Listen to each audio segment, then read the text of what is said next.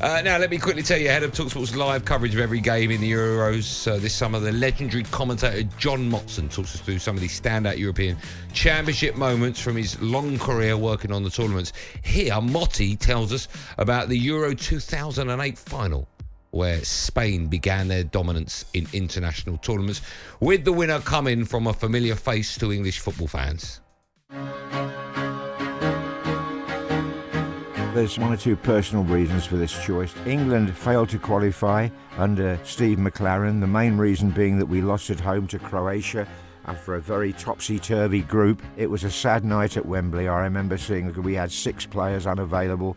And believe it or not, the surprise team of 2008 was Turkey. They got as far as the semi-final, where they lost 3-2 to Germany.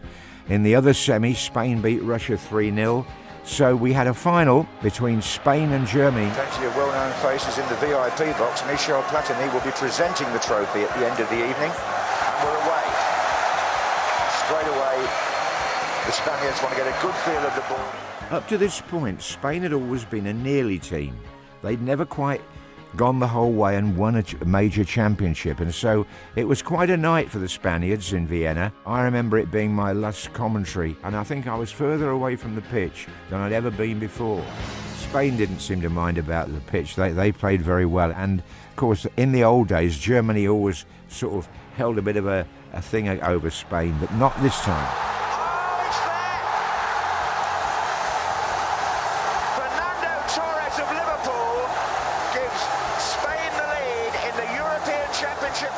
Torres played for Liverpool, played for Chelsea, give him half a chance and he would score. And he scored the only goal that night in Vienna, and it was a typical poacher's goal for what proved to be the only goal of that final. Wild celebrations from the Spanish supporters. Torres has done it for them tonight. What a fine individual finish. If you like, it was a lift-off point for Spain. That's one of the reasons I've chosen it, because Spain went on to win the World Cup in South Africa, and they went on to win the European Championship again in 2012. So it was 3 in a row. And because of that, I picked this goal. I think it's significant, certainly in the history of Spanish football, and certainly in the life of Fernando Torres. But that was when I ruled the world. And you can hear more of Motti's moments every day as we build up to the Euros here on talkSPORT. And of course, remember, we've got live coverage of every Euro game across the talkSPORT network. I can't wait. I love hearing those from Motti, actually, because what I do is when I know it's coming up, I just go on YouTube and have a look at the game and then a bit of sort of Wikipedia and find out about the team. What a team they had. Ramos, Iniesta, Xavi, Fabregas, David Silva, Torres, Alonso, Ramos were fullback. Right back, yeah. Yeah. What a team that was. You forget that they won the Euros, the World Cup and the Euros. I mean, oh dear. And what they say, as some of the Spain players from that era, it goes to show you can win a major tournament with little players. Because if you think about the past, it's all been about strength and pace and all that stuff. Yeah. But this was about passing the ball, little players. Look at them all there. Cazorla, Silva, Fabregas, Xavi, Iniesta. Totally. Wow. All under 5 foot, aren't they? It's incredible. But I think with Torres as well, you know, he scored, obviously, the winner in that final, but it was Villa that was the top scorer in that tournament, wasn't he? I think he had an injury, didn't he? So they didn't play him in the final. But he'd scored 4, although he did get 3 in the first one. Hat-trick against Russia. Amazing. Great Good team, though, you're Great right. Team. Great team. Great moment. And we're talking about Sergio Ramos for a number of reasons. One, I've modelled my hairstyle on him at the moment. You can see that if you're watching on YouTube. Hello, Mum. And more importantly, we're asking the question, would you have him at your club? Because it looks like he's going to leave Real Madrid. He's 35 years old. Before the break, we spoke to a Liverpool fan. He said no. Let's speak to Ron. He's a Man United fan. Hello, Ron. Hello, fellas. How you doing? Yeah, good, Ron. How are you? Yeah, I'm all right. Yeah, Ramos. Fantastic addition to United if he came. Yeah. Love to see him there. Look at the experience and the stability that he'll bring. United have done it before. They've signed people like Larson, Ibrahimovic. Cavani. Look at Cavani. Look what Greenwood's learning from Cavani at the moment. Yeah. Look at the stability and the experience he'll bring through. It's not a sticking plaster for a long-term problem. It isn't. United will always sign quality players. No, but it is, Ron, it is in as much that they'll still have to sort that problem out in 18 months' time. But they don't have to rush. No, I know, but that's what I'm saying. It's a plaster over it. Yeah, in that respect it is. But look at Ole Gunnar Solskjaer. If he's staying at United, which I think he is, he needs to win a trophy. and he hasn't won one yet. So you need the experience, you need the stability. Let's get this first trophy under the belt, and then you can look at things like that. Until he gets his first trophy under the belt, you've got to look at experience like that. You have to. What about lack of pace at the back? If it was him and Maguire, would that be a worry?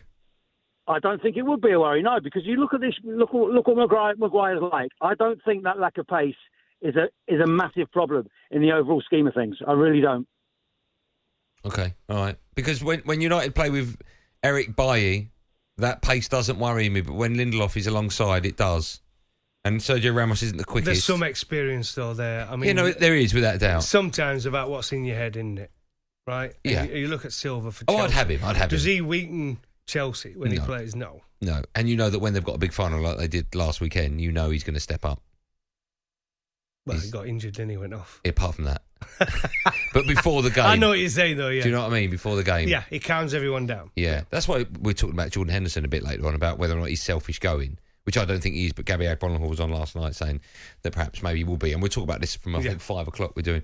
But that's what you get with experienced players, isn't it? Yeah. No brainer for me. I mean, if he's obviously Chelsea don't need him. They've got Silva. They've got someone to cover that. I'm not so sure Manchester City will go down that route either. So you're looking at Liverpool with a doubt about some of their players and the injuries. I think that's the only reason. But if I were him, would he want to go somewhere where everybody's fit? He might not play. I think he's got to, at this stage, surely, he wants to go to club that he's going to play. Do you think there's a pull? What about Leicester? No. You think so? I'm just asking. Are you being a football snob? Yeah, I am. Yeah. He would be. I mean, I'm guessing he can have not a choice of any club he wants, but, you know, I'm sure if he wants to choose Champions League football well, next if he wants season, to go for money, he can go to PSG, can't he? If or America. He might go to America. Yeah, might go to America. But I think if he still feels Champions League, something to offer, I would say PSG is the place for him.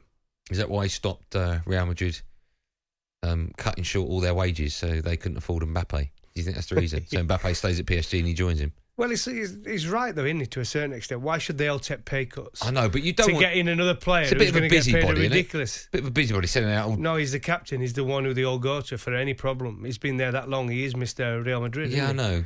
So now Ronaldo's gone. Ronaldo got his own way, by the way. When he got over 30, you start talking about contracts. So why didn't Ramos? Yeah.